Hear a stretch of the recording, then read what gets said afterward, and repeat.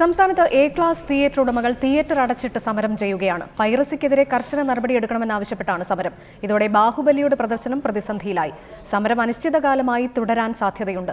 Wide releasing തടയാനുള്ള theatre ഉടമകളുടെ നീക്കമാണിതെന്ന് നിർമ്മാതാക്കളും വിതരണക്കാരും കുറ്റപ്പെടുത്തുന്നു.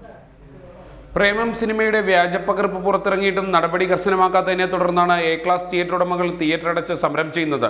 ഫിലിം എക്സിബിറ്റേഴ്സ് ഫെഡറേഷന് കീഴിലുള്ള 309 തിയേറ്ററുകളിൽ ഇന്നും നാളെയും സമരം തുടരും. എന്നാൽ പ്രേമം സിനിമയുടെ പൈറസി വിഷയം മുൻനിർത്തി എക്സിബിറ്റേഴ്സ് ഫെഡറേഷൻ നടത്തുന്ന സമരം അംഗീകരിക്കാൻ കഴിയില്ലെന്നാണ് നിർമ്മാതാക്കളുടെയും വിതരണക്കാരുടെയും സംഘടനകളുടെ നിലപാട്. ബാഹുബലി എന്ന ചിത്രത്തിന്റെ വൈഡ് റിലീസിംഗ് തടയാനാണ് എ ക്ലാസ് തിയേറ്റർ ഉടമകൾ സമരം നടത്തുന്നതെന്ന് നിർമ്മാതാക്കളും വിതരണക്കാരും പറയുന്നു. സംസ്ഥാനത്ത് 120 കേന്ദ്രങ്ങളിലായിരുന്നു ബാഹുബലി റിലീസ് ചെയ്യാൻ തീരുമാനിച്ചിരുന്നത്. ഇതിൽ 70 എ ക്ലാസ് തിയേറ്ററുകളിൽ ചിത്രം പ്രദർശിപ്പിക്കുന്നില്ല. വൈഡ് റിലീസിംഗ് തടയാൻ ശ്രമിക്കുന്നവർക്കെതിരെയും ബാഹുബലി പ്രദർശിപ്പിക്കാൻ മടിക്കുന്ന തിയേറ്ററുകൾക്കെതിരെയും നിയമ നടപടി സ്വീകരിക്കുമെന്ന് വിതരണക്കാരുടെ സംഘടന പത്രപരസ്യത്തിലൂടെ അറിയിച്ചിരുന്നു. പ്രേമത്തിന്റെ പേരിൽ തുടങ്ങിയ തർക്കം സിനിമാ സംഘടനകളുടെ തുറന്ന പോരിലേക്കാണ് വഴിമാറുന്നത്. റിപ്പോർട്ടർ, കൊച്ചി.